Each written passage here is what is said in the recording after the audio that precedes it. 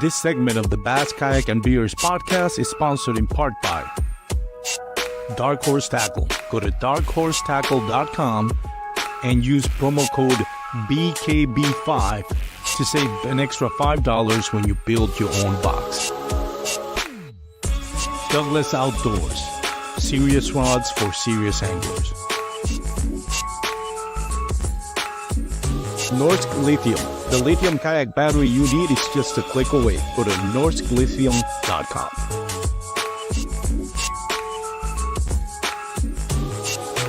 Catch Outdoors, the official measuring board for all 3 national trails. Go to catchoutdoors.com and use promo code BKB5 to save 5% on your next online purchase.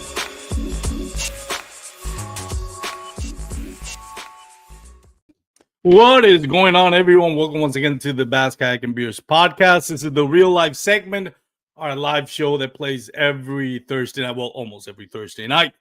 I actually, it's been like 3 weeks. Feels like forever since I was having a live show. I was on vacation, and then it was Thanksgiving weekend, so I wasn't gonna do a show on Thanksgiving weekend. But I was on vacation, like I mentioned. I went to, for those that don't follow me, I actually went to Peru, Machu Picchu, that big Inca ruins up in the mountains, with the wife for like 2 weeks. Had an amazing time. If you ever been to Peru or Machu Picchu, it is pretty awesome. I will say this, man. I forgot, or I didn't forget. I didn't know what the altitude level was at where we were staying, which is Cusco, which is a city near Machu Picchu. That's kind of like the headquarters, and then you kind of like drive. The tours will take you on a bus to all the destinations. So it's like the city of Cusco, where we were staying at the hotel, is something like, I think it's something like 3,000 meters altitude. The day we got there, they picked us up at the airport, and then dropped us off at the hotel, and they told us, okay, you got an hour to have lunch, and then we're going to a walking tour. I kid you not, I thought I was gonna die in that walking tour. I've gone skiing and snowboarding to Colorado, the Breckenridge Vale area, and I loved it. And that is little under 5,000 square, a lot less, let's just say, than we were staying. And I thought the altitude sickness was gonna affect me kind of like it affects me when I go to Denver. No, man, the altitude sickness over there, like, I had everything imaginable. Like, my chest was like somebody was squeezing my lungs. My vision was blurry. I had nausea. I was kind of like almost fainting every now and then as I'm doing the walking tour. I had insomnia. I couldn't sleep that night. I couldn't eat that day. I had everything. I thought, like, this has to feel what people are feeling where they're dying. It was horrible. It took me about 48 hours to acclimate, and then once I acclimated, then I was fine. I can do all the hiking and all that. So, but at the first 24 hours, I was worried. I was like, am I this out of shape, or is this just the altitude that I'm getting used to?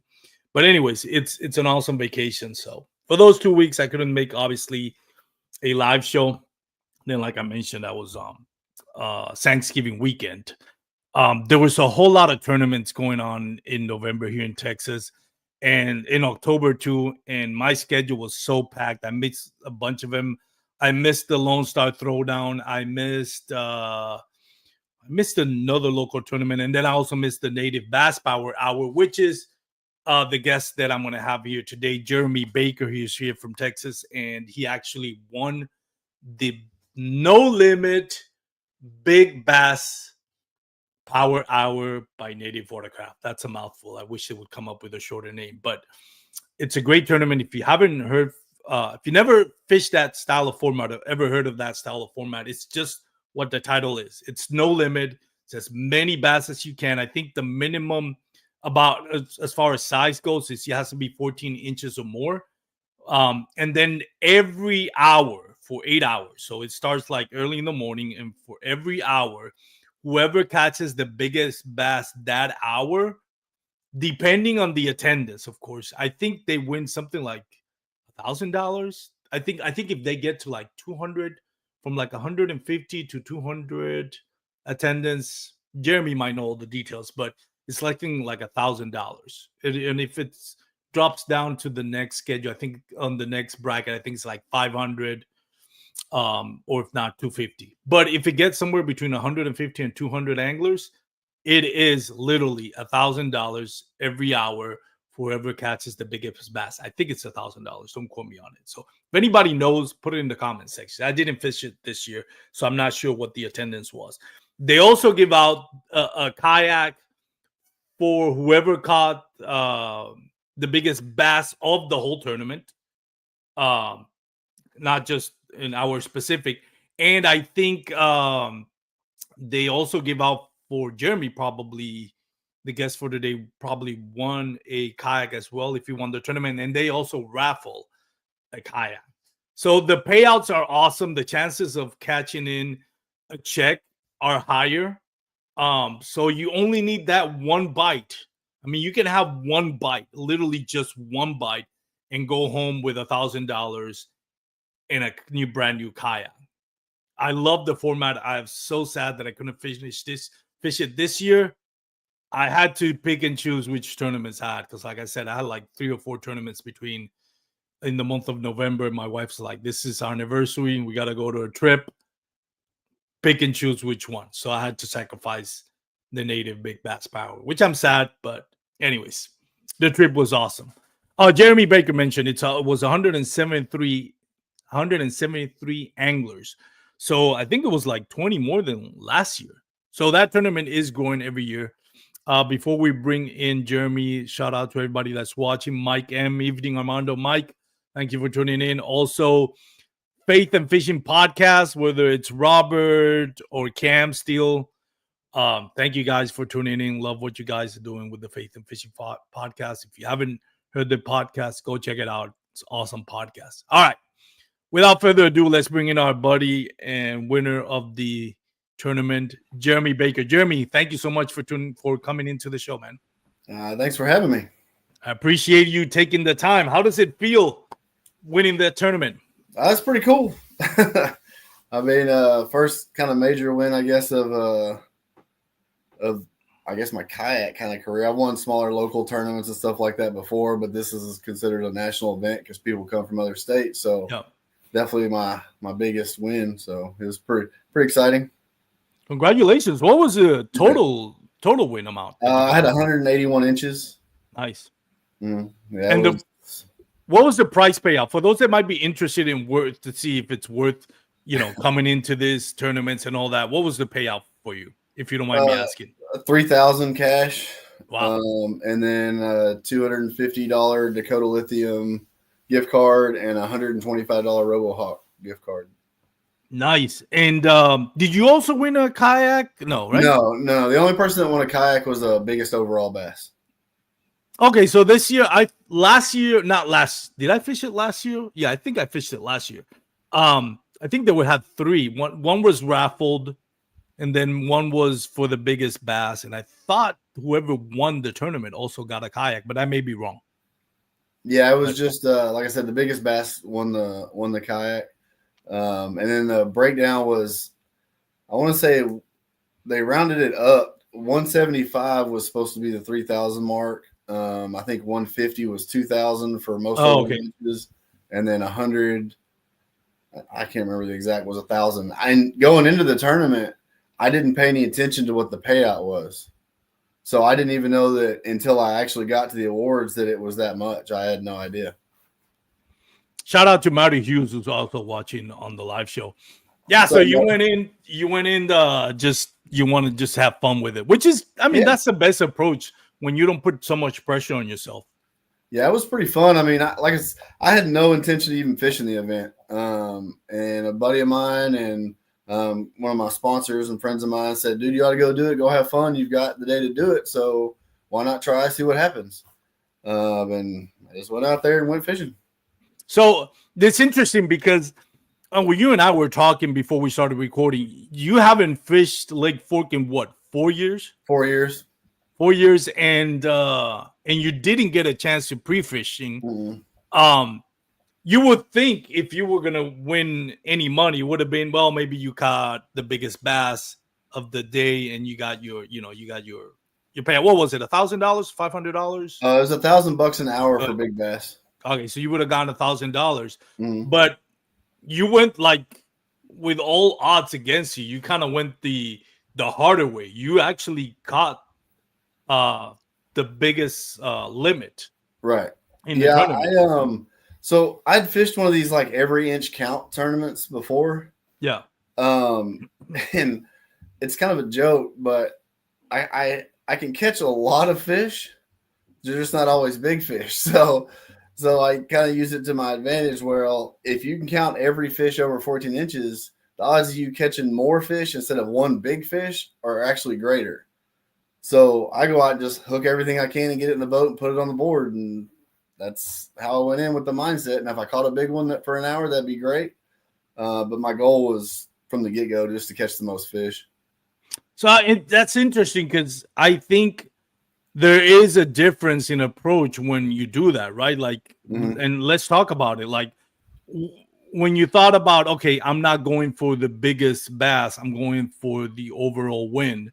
What bait were you thinking of throwing, or what bait you thought you thought was going to work? And if it didn't work, what bait did you ended up throwing? So I actually wound up taking, I think I took 11 rods. Because 11 rods. I had no idea what they'd be eating. I knew kind of the shad bite would kind of be going on. They'd be looking for that to feed on. So I had a lot of that, like kind of match the hatch type stuff. I had a swim jig and a chatterbait. I had an umbrella rig tied on. I had top waters tied on, which is actually what I caught all the fish on. But when I got out there where I was fishing, I'd actually watched a video before and saw Mr. Ken Smith. It was his first kayak tournament. I don't know if you know who he is, but yep. He posted a video. He's getting ready for his first kayak tournament. Well, the area he was in is a place that I've fished a long time ago, and done pretty well in. And I noticed in the video, fish were coming up and hitting shad on the top. So in my head, it put them so far back in this like cove, and then the weather dropped. I figured it would push them farther back. So when I got there, I saw them see what they were going to do, and I started about where I saw them in the video and just kept working my way back, and wound up finding, I'd catch 3 or 4 at a time, back out and move back in, 3 or 4 casts, catch 2 or 3 again, and move back out and come back. And they were kind of all in the same little area the whole time. So it wound up being all on a topwater popping bait. Really? What size topwater were you using? I think it's it's just like the quarter size or whatever. It's the middle one. It's not like the big one or the little one. It was that middle one that I was throwing. Any brand is Flash. Oh, striking flash. All right, cool. And what pattern were you using? Just like a shad pattern? Yeah, just chrome and blue. Anything else other than that worked? No, not for me. What did you start it off with that, or did you make the adjustment to switch to that at any point? So I actually started with a walking bait, and I had some come up and hit it, but they were just kind of swiping at it. So I downsized my bait size to try to see if they'll eat that, and they started to. And I threw my chatterbait, I threw a swim jig, I threw a fluke, an underspin. They wouldn't eat any of it for me, so I just kept throwing that, and they just kept coming up and hitting it. And I've got some GoPro footage. They're coming like all the way out of the water for it. So it's like explosions just rolling on it, flying in the air. It's pretty cool. Was mostly largemouth bass, like any spotted bass, smallmouth bass? No. There may have been a couple of spots in there. I mean, I think I caught like between 30 and 40 fish that day. Really? But a lot of them were small. They were like, 12 to 13 inches. I caught 2 that were like 8 inches, and I have no idea how they even got the bait in their mouth. But it was just numbers. It was a numbers game. So how long did it take you from, lines in to where you figured out, okay, I'm going to use this popping bait?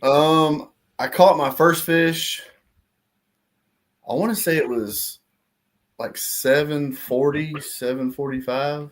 Oh, so pretty. When the time does the tournament started? Like 7? 7 All right. or 6:30 was lines in, I think. All right. Oh, 6:30. So launch at 6:30, lines in. Yeah, it took me about an hour to finally figure out everything. All right, cool. Did you ended up catching it at the spot that you originally, the first spot that you went, or did you have to move around a lot during that hour to find a spot? Like I said, I just got to where I had seen them blowing up in the video. Oh, okay. And just worked my way back, and then kept going and kept going. And I had little blow ups here and there, and so I downsized and started throwing that little popping bait. And then after that, it was just working my way down the hyacinth line until I got down into a creek channel, and they were all stacked up in there. So, how deep do you think the water was, or the 2 feet? 2 feet? So they were right there. And how close to the bank were you? It was probably about 15 feet off the bank. The hyacinth had grown out with the grass. So it was literally just the edge of the hyacinth line and the grass line, and just working my way through there. Why do you think, that plan worked? Like, what was it? Do you think they were like targeting, like there was a school of shad, or where you were fishing? I think a lot of it is, so I would move in and they'd hit and they'd stop, and I'd kind of move down the line and then circle back and redo the same line again. And they would it's almost like they would reload, like just maybe 10 minutes reload, and I'd come back through. At one point I caught 3 fish in 3 casts. The bite stopped. I left, I come back, and it was 2 fish in 2 casts. And then I did it again and it wound up being 4. So I think they were on shad moving down the line to try to move up. But it was only in certain spots. So it was a lot of ambush points, and a lot of wind breaks. There was a little bit of wind out there, and anytime there was flat water, they would come and eat it, no problem.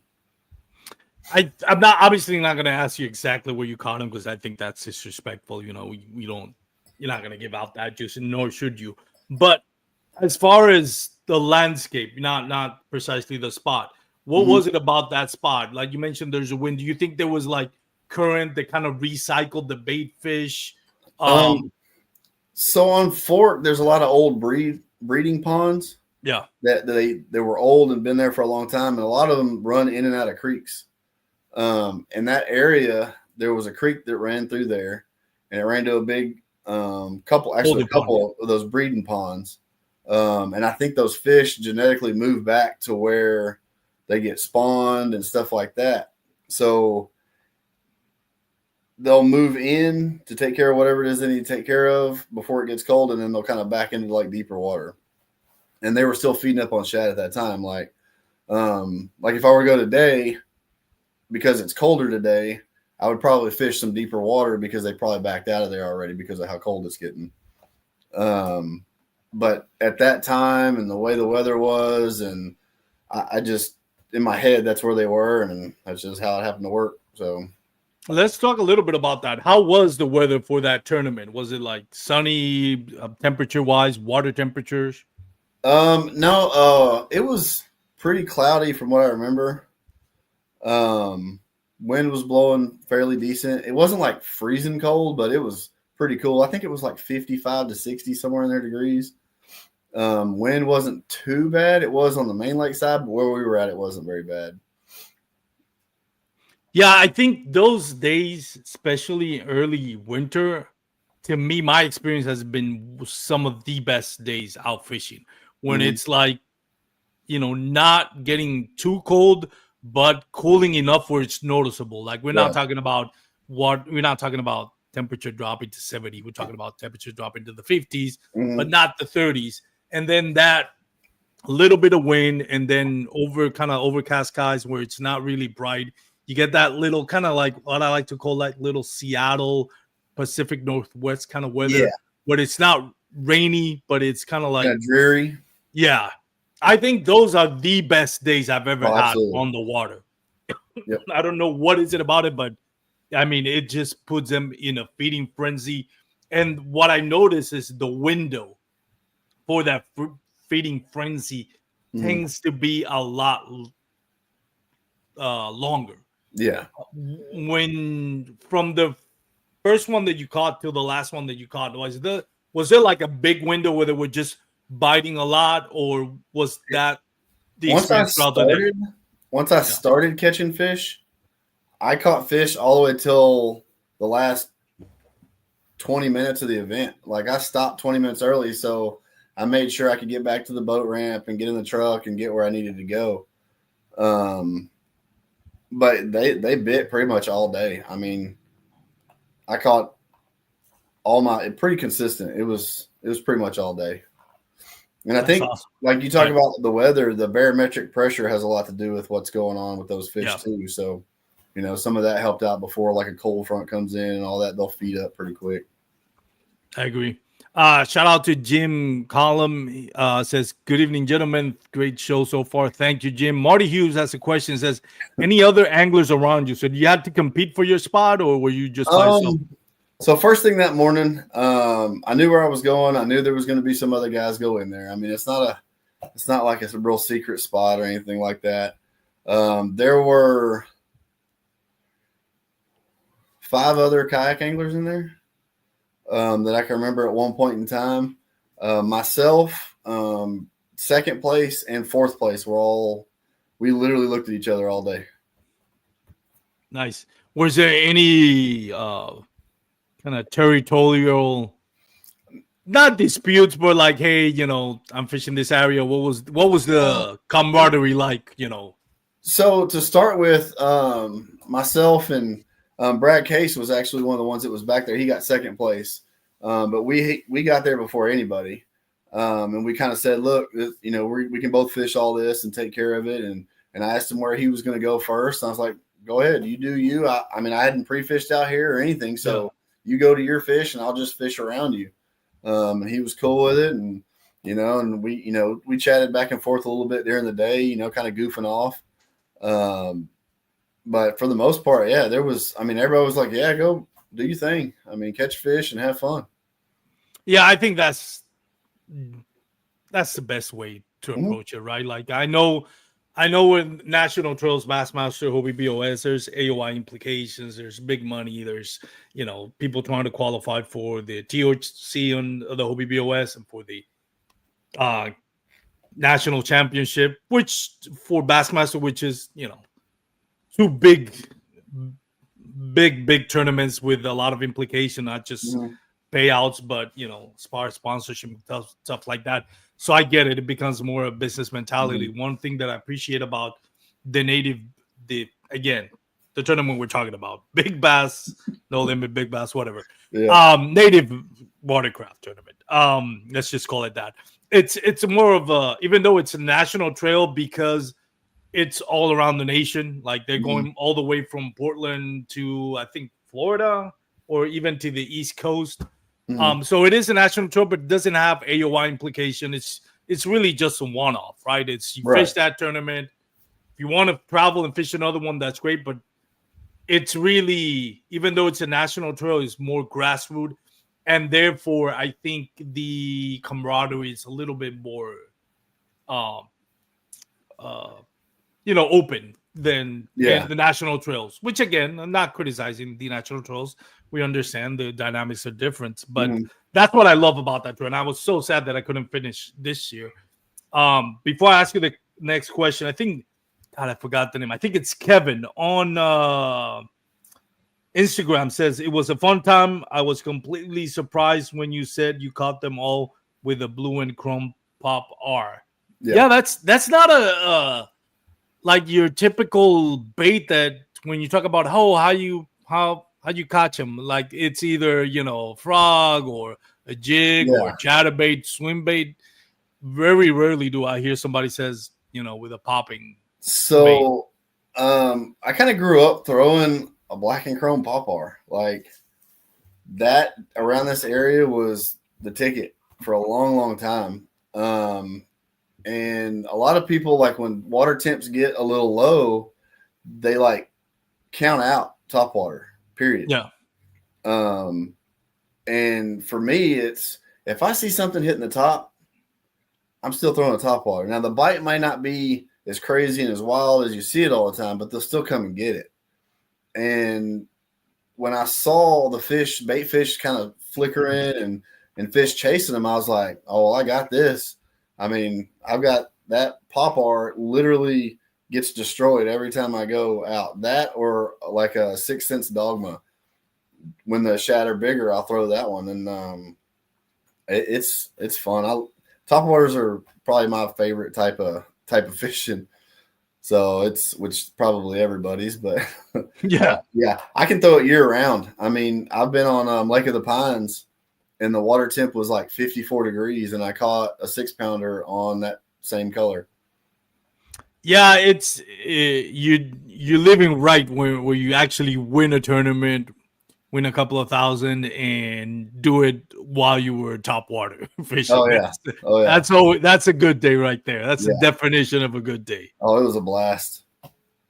Are you looking forward to fishing it again next year? I know they're gonna come. I mean, with that with that amount of attendance, I'm pretty sure they're gonna come out here next year. You plan on fishing next year?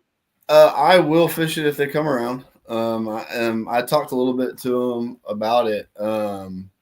I know that I think they're going to try to do it again. I don't know where. I know they were asking today, I think, for recommendations on lakes and stuff like that, which means they're definitely looking in the area.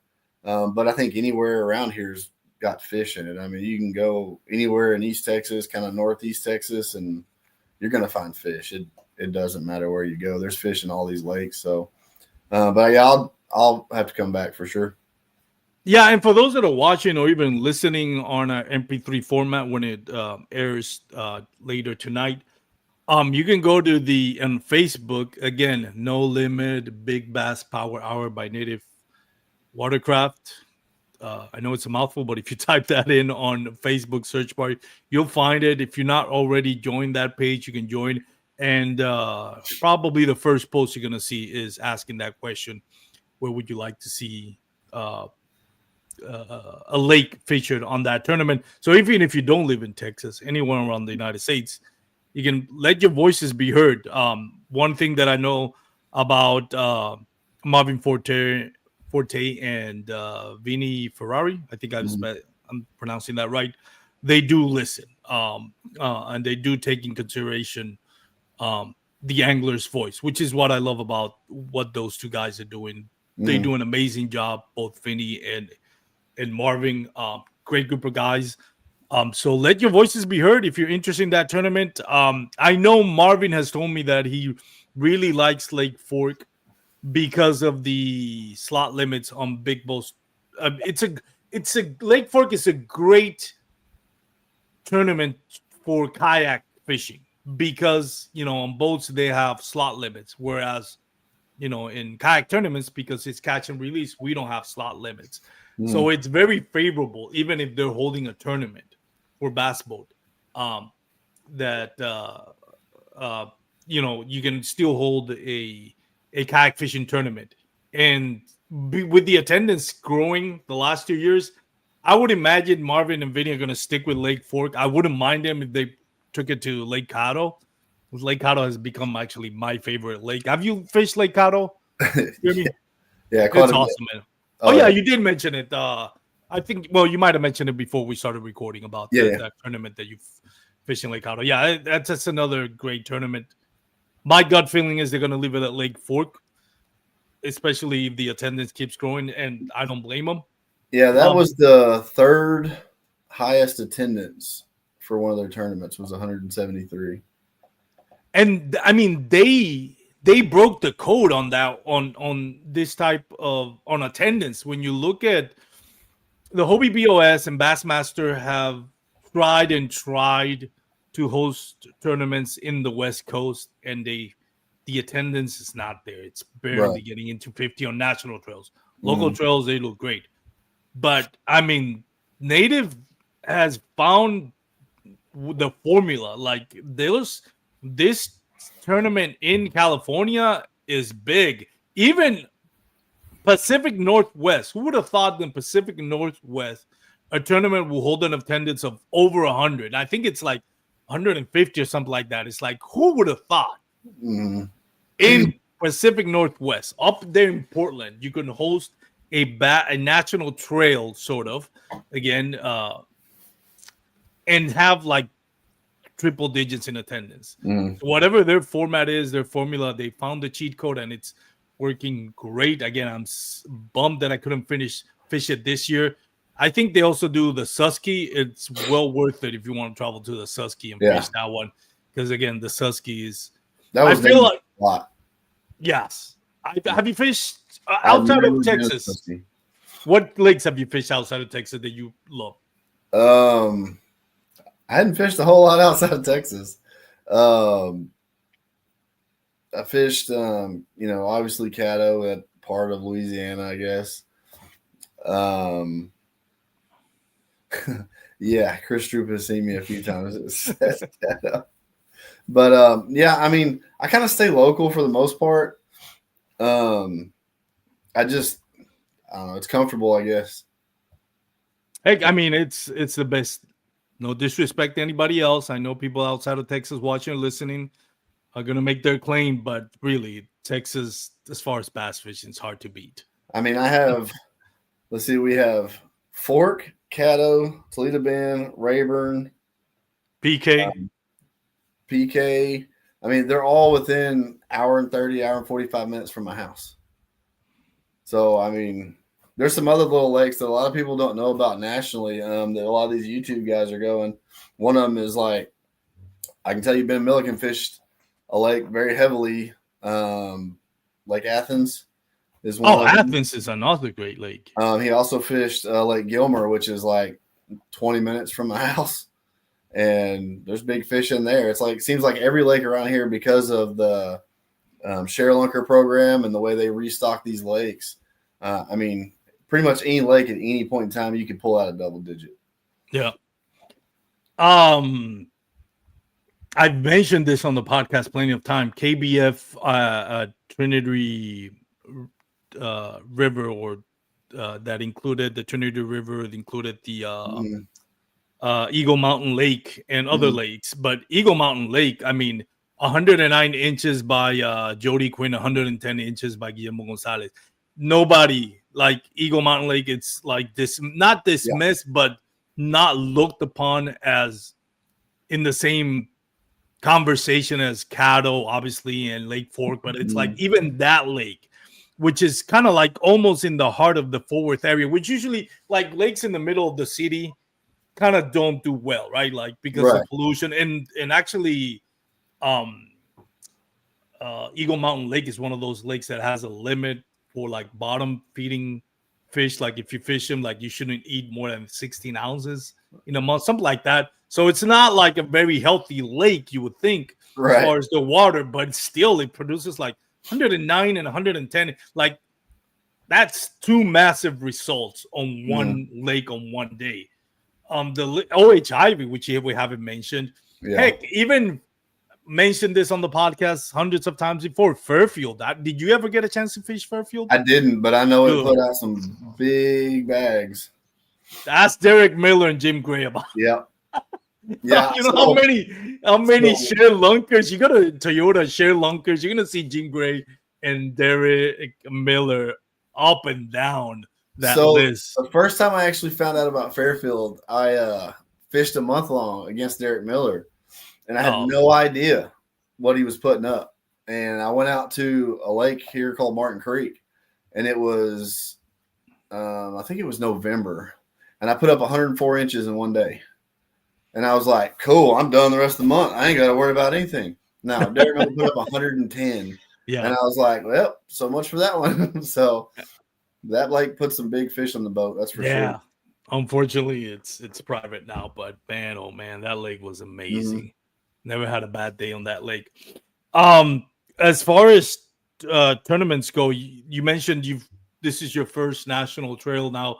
Does this kind of like open you to the possibility of doing more national trails like the Bassmaster and other national ones? So I fished some national events. They've just been kind of local. Like I fished the KBF National Championship on Caddo. I fished some other some like American what was it? The All American Kayak All Classic. American. I I fished some think of their events. did Vinny Ferrari? No, he does Moyak, right? I think he I think also. so. Yeah. But yeah, and I had talked to some of my friends, so we were hoping that Hobie was going to come back to do Caddo and Bisno again, and hopefully Bass will come back and do Caddo and Bisno and fish that one. Maybe fish Fork if they come through here during the right time. I mean, it's fun to go out. So doing it for so long, you meet all these great people. Yeah. And you get these friends that even though you live all the way across the country, at any point in time when you see them at one of these events, it's like you guys have been hanging out the whole time. Yeah. You just all go out, have fun, and fish. And to me, that's the best part of all of it. So I agree. Like this event, I went out. Friend of mine, John Mooney's like, go sign up, see what happens. Said 10-4. I talked to Larry Hill, who actually won it last year. Shout out to Josh Booth. I know him too. Oh, Joshua Booth. Yeah, he ran the All American. But I, talked to them a little bit, and I hadn't seen Larry in, I don't know, probably a couple of years. We just never ran across or went fishing with her. But it's like, hey man, what's going on? We hung out, we talked, we all fished together, and it was good fun. Joke back and forth. We all just had a blast. And to me, it's more about that than so much of trying to do something on your own. I mean, I know the tournament to win is on your own, but nobody really does it on their own because you either got sponsors or friends or, somebody that helps you with something in some way. So anybody that's like, oh, I just did it on my own, I didn't talk to nobody. Nah, you've got people backing you. It doesn't matter what you are. So, and I think some people lose track of that in these bigger like national events, and it turns like a dark side. You see a lot of the drama come out and stuff like that, and I'd rather just go have fun, and that's kind of why I backed off for tournaments for about a year, just to kind of go fish and have fun and do my own thing and see what would happen, and we talked. There's Larry, and we had fun. I mean, that morning was fun. We talked crazy to a bunch of duck hunters that were parking in the parking lot all crazy, and it was just funny to be out there and have fun. Yeah, no, I think the camaraderie is probably my favorite part about fishing tournaments, right? Like it's, other than winning. And unfortunately, yes, sometimes things get highlighted because when you have, not everybody's going to get along. And there's always going to be drama. But I think it's because we highlight it, unfortunately. And I try to do my best not to do it on the podcast unless it has ramification of somebody cheating or somebody getting cheated out of getting paid because somebody cheated. Then I think there has to be that conversation, because if it's not, then things kind of fester. Things get left unchecked, it's gonna get festered. But when we're talking about people not getting along and stuff like that, I think we highlight it too much overall, because that's what we are. Like if you look at, I'm going on an old man rant here, but when you look at social media and all that, the feeds that we get is always like the controversial stuff. Like, and it's what we get fed constantly, and it's what whether we like to admit or not, we kind of get entertained. Maybe we don't like it, because I remember I've seen videos that I like get my blood boiling. Oh yeah, I'm entertained by it, but I'm having negative thoughts because I'm watching this, and then I have to put myself. Sorry, I have to put myself in check. This is like, nah, I can't keep watching this because it's just negativity. The reality is 99% of the interactions we have on the water before the tournament starts and at the award ceremony is overwhelmingly positive. And not only just positive for that day, builds relationships with people that are going to, might get stronger or throughout the years. Like you mentioned, Larry Hill, like you're here because Larry Hill reached out like, hey, you're going to have Jeremy Baker. It's like, I'm not in Texas right now. But thank you for telling me he won. So as soon as I get here, I'll reach out to Jeremy because I want to get you whoever won on the podcast. I'm glad it's you because I haven't had you on the podcast. But it's those interactions. Like I met Jeremy. I met Larry. I've met you now. At least virtually. Larry, I met in person. Great dude. Duke Trand, Guillermo Gonzalez, Matthew Scotch, and I think whenever thing that you have, it's something that you fall back on because even if you're having like a bad day, you get to talk to people at the boat ramp, and there's always going to be people that are going to try to pick you up. It's like, hey, don't worry about it, or make you feel better about having a bad day on the water, and make you feel great when you congratulations when you had a great day on the water. So I think that we have to lean on those things. Because otherwise you can really get burnt out of this. Like we were talking about in the pre-recording, unless you're like Christian Fisher, Russ Snyder, you Miner, people that are actually winning money constantly or have sponsorship deals that are pay them good money, or at least something that makes a difference in your budget, but you have to fish, then it's a lot easier not to get burnt out. But when you're always spending money and you're losing more, 90% of us lose more money than what we make on fishing tournaments between the gasoline, Airbnbs, tournament fees, and baits and all that. So you have to lean on that camaraderie to find joy in it. Otherwise, you're going to get burnt out. At least that's my thought on it. Absolutely. So when I started doing some kayak fishing stuff, Jamie Broad was a good friend of mine I've known for a really long time, actually got me into kayak fishing. And he introduced me to a lot of these people that were around here that I'd never met before that were all into fishing. And so we go out and I mean, the talking starts, and it is some of the funniest stuff you would ever hear. People just bantering back and forth. It's one of those deals like everybody kind of becomes your family. It's like picking on your brothers or, stuff like that. And with my military background, that brother connection is big. And that's helped me progress as not only an angler, but as a person, to try to help, outside of fishing, not sweat the small stuff and just go have fun with life in general. Yep. So it's on a bigger picture, a great way to just, be cool and have fun. I mean, it's a blast to me. So. And piggybacking of what you just said, we have a question by Jim Collins. Says he'll be fishing my first tournament in 2025 in Texas. What advice for new kayak anglers? Well, first of all, Jim, what we just talked about, leaning to the camaraderie. But Jeremy, other than what you just mentioned, we were just talking about, what other advice do you have for Jim? Try not to take it too serious. You're fishing a plastic boat, man. I mean, it's a fun time if you enjoy it. Keep doing it. If it's not your thing, it's not your thing. But try not to get caught up in a lot of the negativity that some people bring. And that's kind of what burned me out before, was getting caught up in that negativity that we talked about. And that's why I took a year off.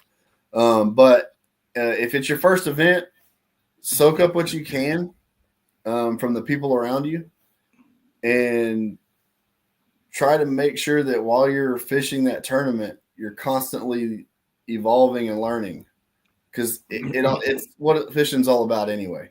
It's you're always learning, you're always evolving, you're learning new techniques, you're learning new stuff, and don't get down if you don't win. Just have fun, man. That's my biggest advice. Like, just go and have fun. That was the hardest thing for me to learn when I first started. That's a good advice. And piggybacking out of that, for somebody, Jim, that has done it now for 4 or 5 years and have never really had that much success as far as winning a national trail and all that. Unless, Jim, you're really, really good at kayak bass fishing already, like you've done this for like more than 5 years and you've gotten really good at it, then keep doing that. But if you are new to, not just to tournament fishing, but new to the sport, like Jeremy mentioned, allow yourself to grow. It takes I started doing tournaments a year after I got my kayak. I never got too down on myself. First 5 tournaments, I skunked.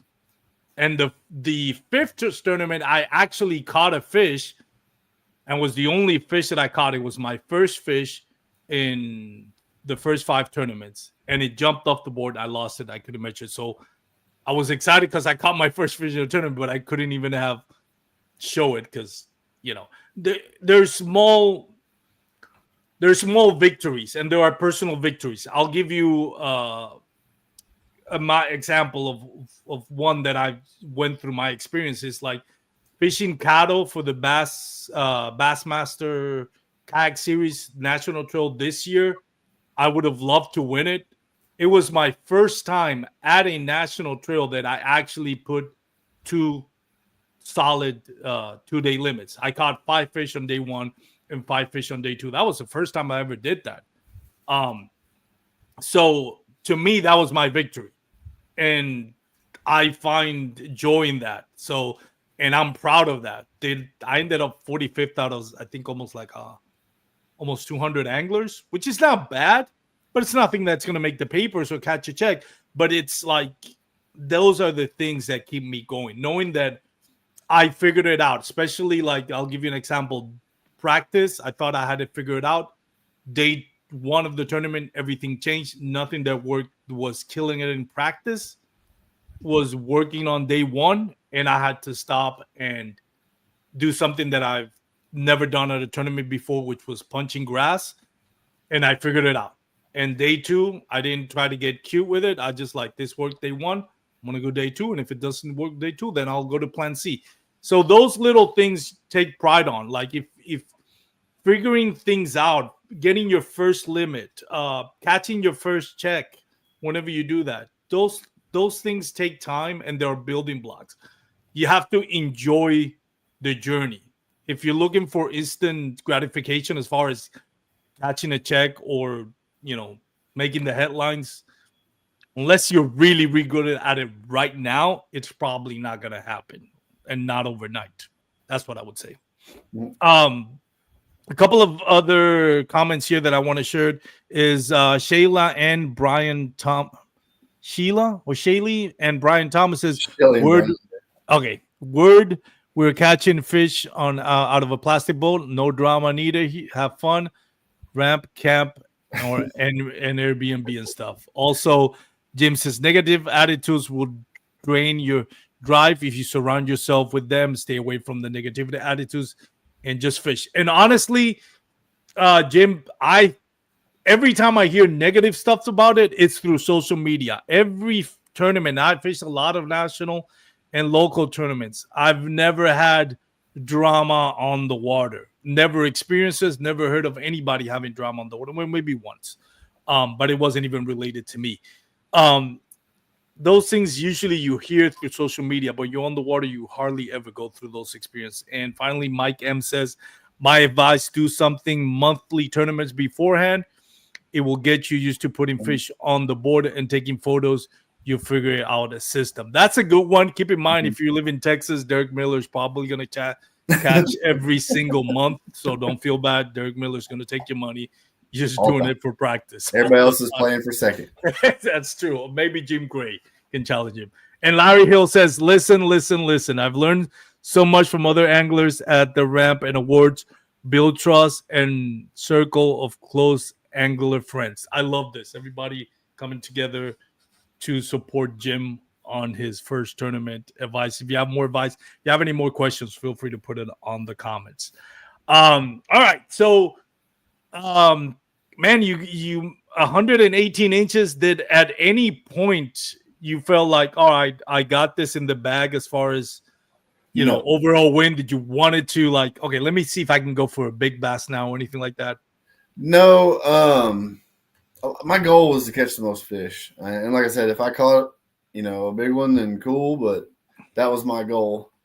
And I'd submit a fish, see where I was at. I saw what I had, saw what Brad Case was second place behind me had, and I could see Brad. So I was like, I got to keep going because he could be.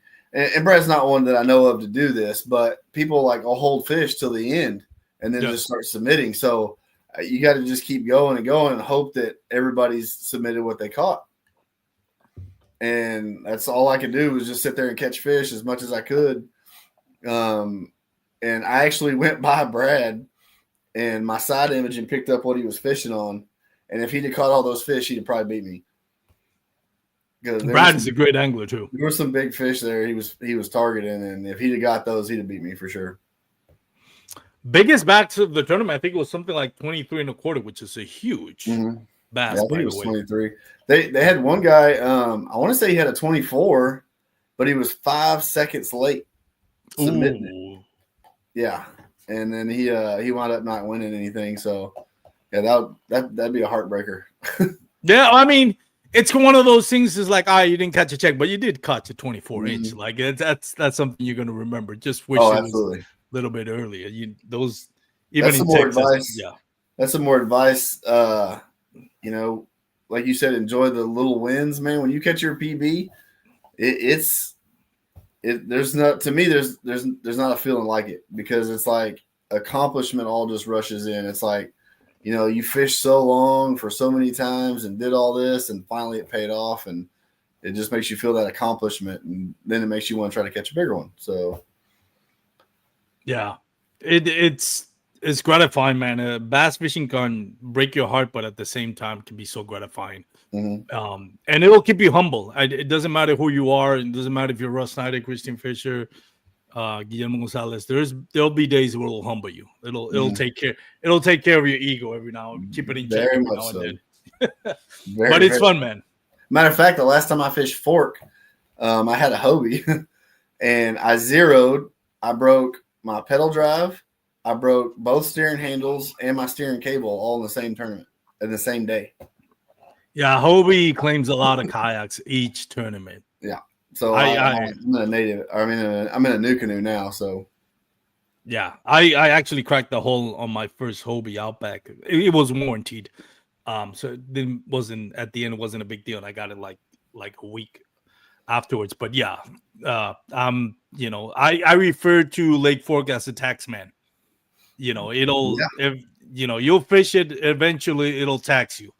Very much one way or the other. It'll claim to break something for sure. Yeah, it'll claim kayaks on each tournament. That's for sure. Says Marty Hughes says it's a roller coaster ride for sure. It definitely is. Let's move on to some of your favorite techniques for this time of year.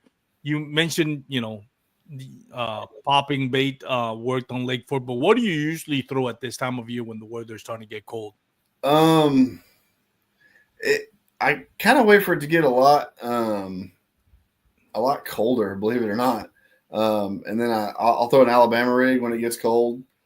Then you've got anywhere from lipless crankbaits. But so we have power plant lakes in here. Yep. And I actually in the end of November, I caught the lake record on Martin Creek on a buzzbait. So it was like freezing cold outside and fishing a hot water lake, and caught a 24-inch fish on a buzzbait in the middle of November. So it's kind of funny, but when it gets cold, it's you slow down, throw like a big thumping spinnerbait, let it go deep. I started throwing those dark sleepers, little swim baits. I started throwing those a little bit. Those are pretty cool, throwing them around. But I kind of slow down for the most part, throw some jigs, stuff like that. Now that you mentioned sleeper, I've thrown the sleeper. I haven't caught anything on it. Then again, I haven't thrown that much. But one that, and again, I'm not sponsored by anybody as far as bait company goes. So I'm not BSing anybody or trying to get them to buy anything. But one that I've tried, I actually make a little video on it on YouTube. One that has really worked very well for me. As far as those like in that same range of like small swim baits is been the Berkeley's Gilly. Man, that thing is awesome. Yeah. And it's not, there's baits out there that I feel like they're gimmicky, right? Like you just invented something just to be different, and but like when you look at at that swim bait, like it looks the part. Like it looks like a real bluegill, especially if you get in that bluegill pattern. Right. and when you throw it and you swim it, it swims exact like you throw it on a school of bluegill and you swim it by it, you can hardly tell the difference between the real one and the fake one if you kind of match the patterns right. And then I mean, on Clearwater Possum Kingdom, I've had great success with it. It's one of those baits that it's like, and again, I'm not sponsored by Berkeley. I'm not telling you to buy it. I'm just saying now that we're talking about swim bait, that's one of the ones that to me has worked very well. I started throwing it this year and it's working really, really good with it. Yeah, I'm starting to get into I just got a Eagle Eye 9 like about a month ago. So it's the forward facing sonar from Lowrance, but it's the single beam. And I'm starting to get into that type of stuff where you throw it out and, video game type fishing, everybody calls cheating or whatever. Yeah. I'm not any good at it. So nobody's got to worry about me doing that in any tournaments anytime soon. But it's kind of cool to see things on kind of a different perspective. Like you go out there and I can throw my bait and I can watch it come in and I can see fish come up and then turn away. And it's like, I'd rather not have it because I never realized how many fish come up after your bait and then turn away from it. But I'm kind of starting to do that a little bit. That's something I'm kind of educating and always kind of evolving and learning. That's my task for this when it starts getting cold is to go out and do some of that stuff. What's your favorite lake in Texas to fish? We kind of talk about lakes, but I can't remember if you said which one's your favorite one. It's probably Lake of the Pines. I grew up on fishing Lake of the Pines and Martin Creek. But I'm always kind of pulled back to Lake of the Pines. And I don't know if it's just because it's comfortable. I know the lake really, really well. And then probably after that's probably Caddo. Fish Caddo quite a bit. I started fishing kayaks really in Caddo with Dwayne Taff and Jamie Broad and some other guys like that. But Lake of the Pines is kind of like my home. So, yeah. So what area of Texas do you live at? I'm in Northeast Texas. I'm in Longview. Oh, nice. So Lake of the Pines is close to you, right? Yeah, it's like 40 minutes. Nice. I think I fished Lake of the Pines about 5 years ago when we had Slay Nation, first year of Slay Nation Texas. It was 4 years ago. I know one of the stops was Lake Pine. I think I fished it, but it's been such a long time that I don't remember it. Is that the one that has kind of divided by a bridge or road, or I'm thinking maybe not? I think I'm confusing it with somebody else. It's some other lake, maybe Amon Carter. I can't remember. Maybe. I mean, there's a bridge, but there's a north and the south end of the lake, and they're pretty different. Now, Lake Tyler has a section where it's actually the two bodies, and then like a little channel connects them at the end and the bottom. But I'm trying to think what lake would have a bridge that cuts it in half. I think it's kind of West Texas. Maybe I forgot. It's a long time. I probably shouldn't have brought it up. I'm cutting the conversation, but yeah. Point is, I've heard of Lake of the Pines. It's very good. I think it was this. It was on a we have like 20 different kayak tournaments or trails here in Texas. I can't remember if it was on the Texas Bass Nation, probably the West Texas. I know I saw it in one of the schedules this year. For Lake of the Pines, yeah, I think it's East Texas Paddle Sports Trail may have one, or the USA Bassin, the Jackson tournament. Yeah. I think that's where it was. For Mike was asking, how do you rig it? How do you fish it? I'm assuming he's talking about the gilly. I just posted on the comments, Mike, a video that I did breaking down the gilly. Go check it out. It's basically how Christine Fisher does it, which is kind of like a nose hook. But the difference is I nose hook it with the it's not the wacky rig. The screw lock? No, not the screw lock. It's the octopus hook, I think. Oh, yeah. No, the wacky rig. I think it's a wacky. It's kind of like it's a very odd looking kind of wacky rig hook by Gamakatsu, And then what I put is the Z-Man makes like a nail head. I think it's called the Net Z.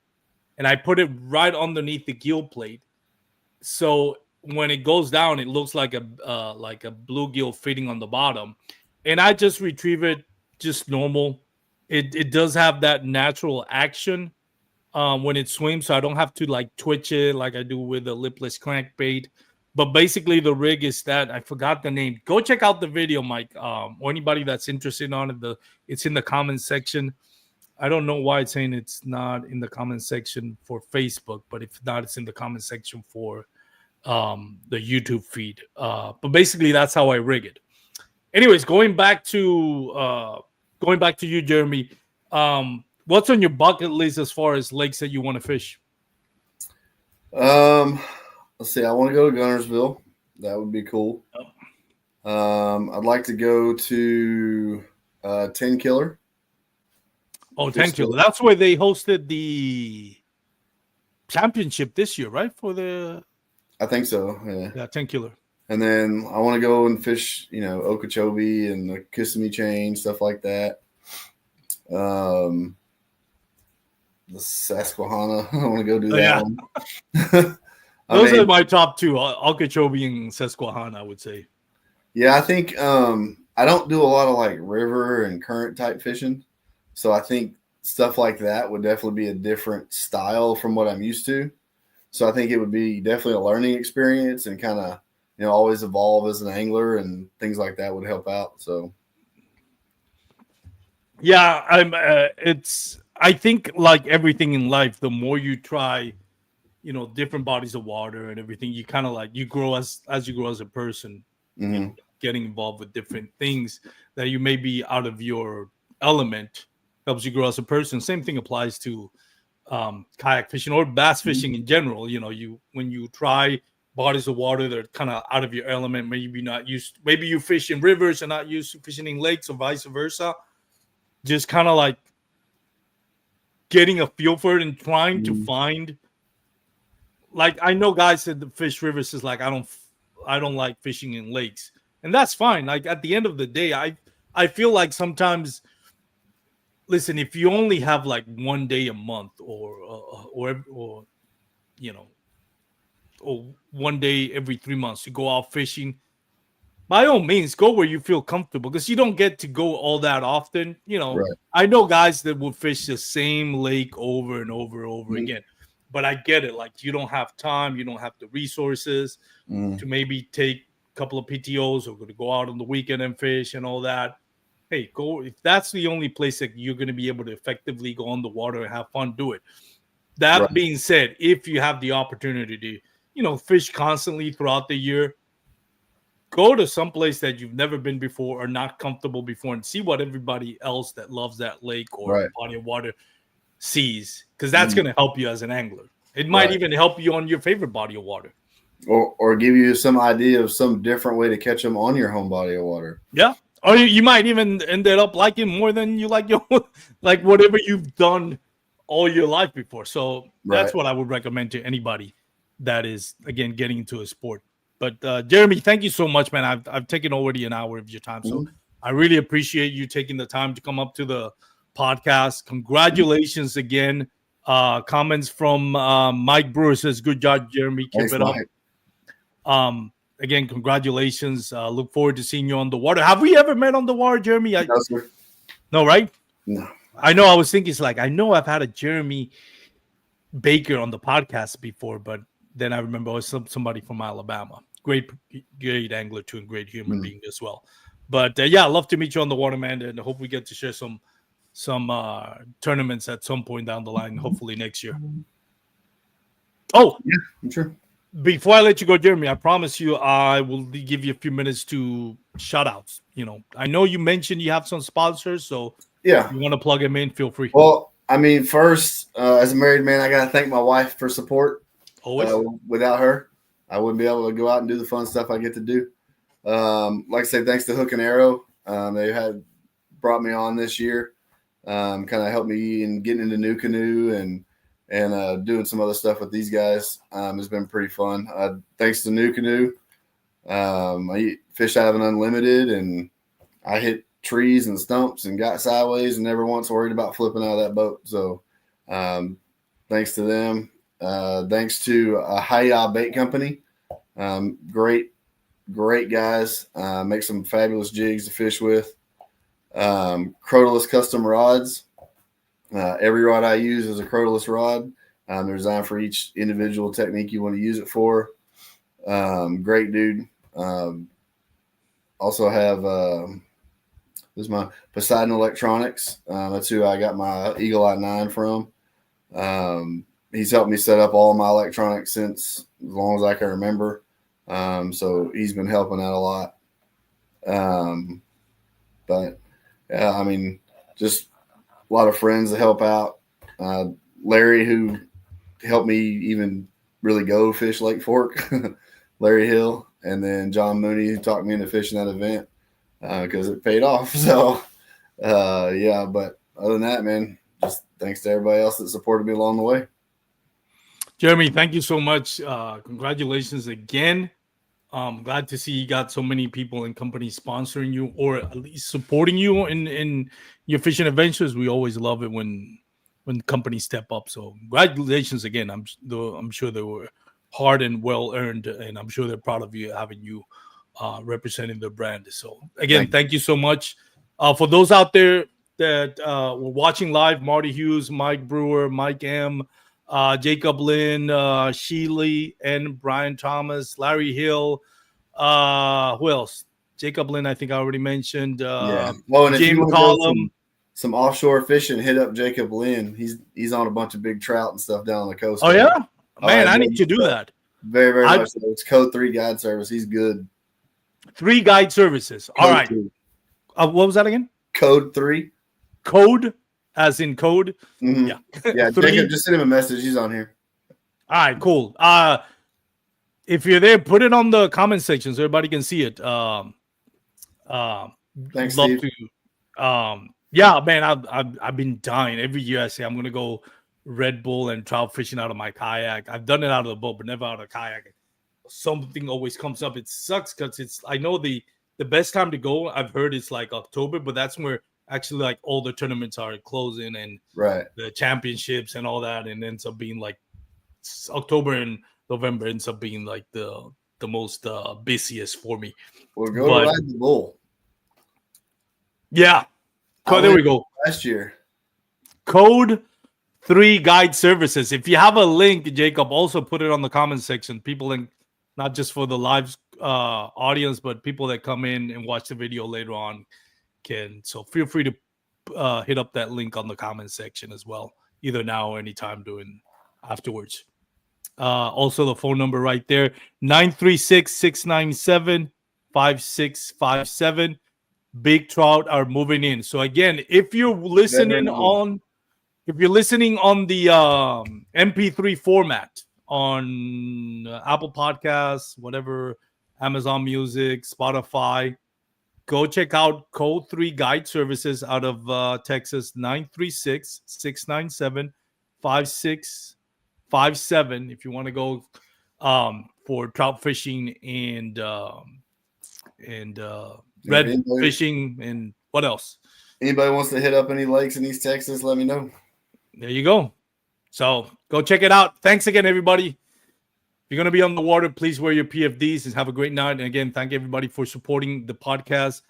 Has grown a lot this year, and the only people that I can thank is you guys. So thank you for everyone. That's it. Have a great night. Peace out.